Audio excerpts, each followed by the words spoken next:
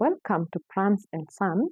Today I am sharing about my real life experience after leaving my 9 to 5 job, transitioning into a stay at home mom, and intentionally looking after my children. There are adjustments I have had to make, coping mechanisms. I have met a lot of challenges, and over the 4 years, I have learned a thing or two, and this is what I want to share with you today. If you are there and you have taken such a path and you have gone through it successively, you can share with us on the comment section. Let us know how it has been and how it is taking you so that we can also learn from you. Please make this session interactive so that we can help a mother who is planning to take this journey, because it involves a lot of adjustment, and we hope that we can work together in this. So there is what we call identity loss. You see, 9 to 5 job, you sit with people who are discussing about intellectual matters. You're discussing mature topics whereby you're discussing about your job. There are clear metrics. There are things that are expected of you. You have validation from outside, from within, and all that. There are many things that you share with your colleagues because you are at par, you are age mates and all that. But when now you transition into staying at home, the people you are interacting with most of the times are your children. So you have lost that identity from being perhaps called sir, madam, and all that. And now it's mom, mom, mom, mom. It's good, it's great. But then you need to know how to cope with that because it can also affect you. You have gone to school for this, and it feels prestigious to be able to work for what you went to school for. But now it's also a season whereby you have to look at your children if you take that path. So, how did you cope? Personally, I transitioned from the office to the house, and I put the skills that I was putting in the office into my house. If it is the management skills, I use them now in my house to manage everything that I do in my house, to manage my children, to manage my meals, to manage my spouse, to manage everything around me. You see, I feel like I am putting what I went to school for now into my house. And what a beautiful thing to be able to put your skills into your house and to see the product and the fruit of it all. So that is one thing. I don't know how you have coped about it, but it helps you to be able to put your skills into your home, because now your home becomes your office for that season. And you see, it's going to be a short season, because before you know it, your children are out and you are able to go back to jobs again. So you don't have to say that you don't make decisions and all that. Make those decisions at home and make your management skills work in your house. If it is not management, I don't know where you are working, whatever you are doing in your office, try and transition it into your house. Number two thing, you lose your financial independence. And now it's easy to be dependent on other people. And I have done a whole video on 5 productive tips of a stay-at-home mom. Please check it out so that you can learn how to make a shilling or two. If you are transitioning now from being at work, whereby you're paid at the end of the month, to a stay-at-home mom, most of the times you don't make money. And if you have not prepared for this, it can break you down. So you need to prepare in advance. If you have to do savings, if you have to think of what you need to do to earn money when you're in the house, please prepare before you leave your job. Otherwise, it's going to be very hard, because those children require money. They require clothes, they require food, they require so many things. Everything revolves around money.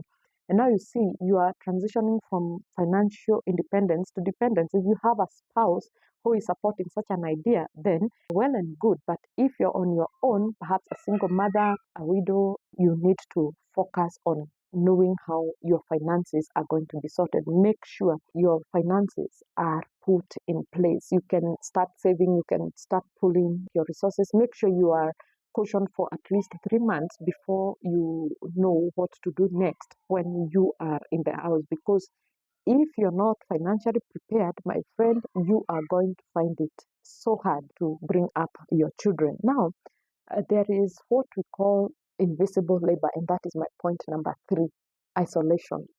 This is whereby now you are on your own. You are on your own, of course, with your children and people who are living in your house, but you are doing your labor and you feel sometimes like nobody is even seeing you. Nobody is noticing what you're doing. It is a common feeling to mothers. You see, at work, you are used to validation. You're used to, even sometimes you're paid for good performance. There is the color adjustments and all those things. But now come to the house, you are on your own. You are isolated with your children. It's a good thing, but you need to be mentally prepared for that. So you feel like you're laboring in vain. You feel like you are just caregiving 24/7, but it doesn't have to be like that.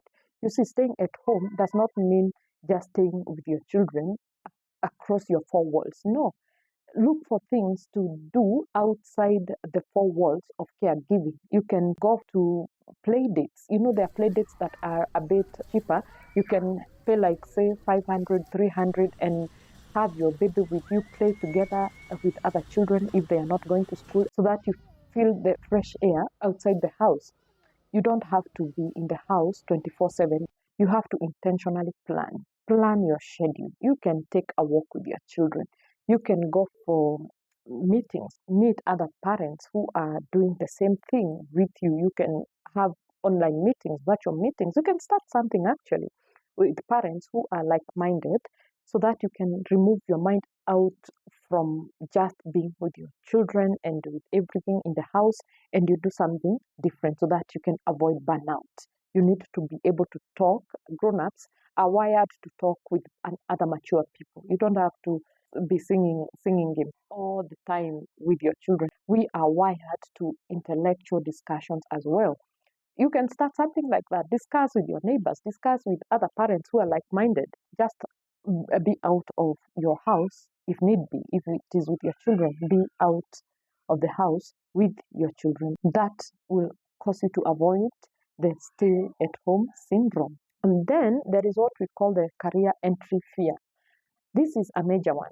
For example, I have been out of jobs for 4 years now, and you can imagine the gap on my CV.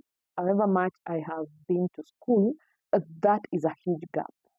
3 to 4 years is a huge gap, and there is a fear of re-entry into the job market. And for sure, sometimes I have also personally felt like I don't know where to start whenever I feel like even attending to interviews.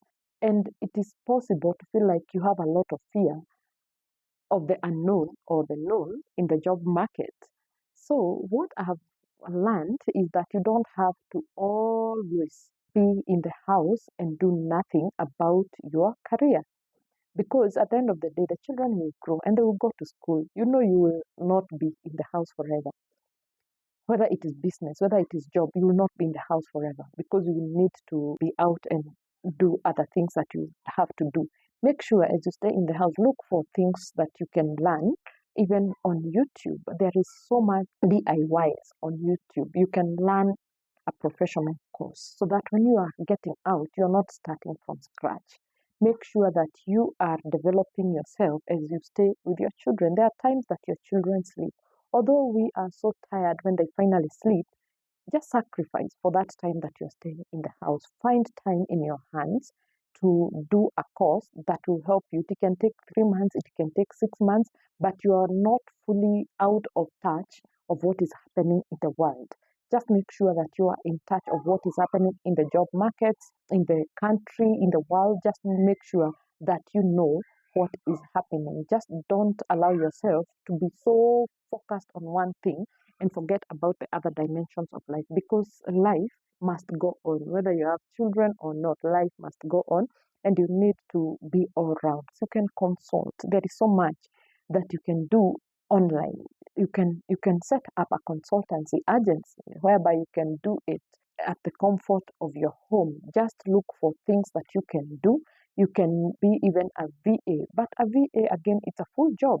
So if you're planning to be a VA and looking after your own children, then that is a full job, because I have tried that, and for sure I can tell you it's a full job. But you can do other things that will not take a lot of your time, and you can earn a shilling or two. So if you're there and you are feeling stuck, share with us and let us know how we can help you through this journey. And please make sure that you subscribe. Let us engage, let us talk, let us share and see how you have been able to cope with your challenges and to adjust. Let us know about the adjustments that you have had to make. And I hope to see you in the next video as we share more on this motherhood journey. For now, it's a bye bye and God bless you.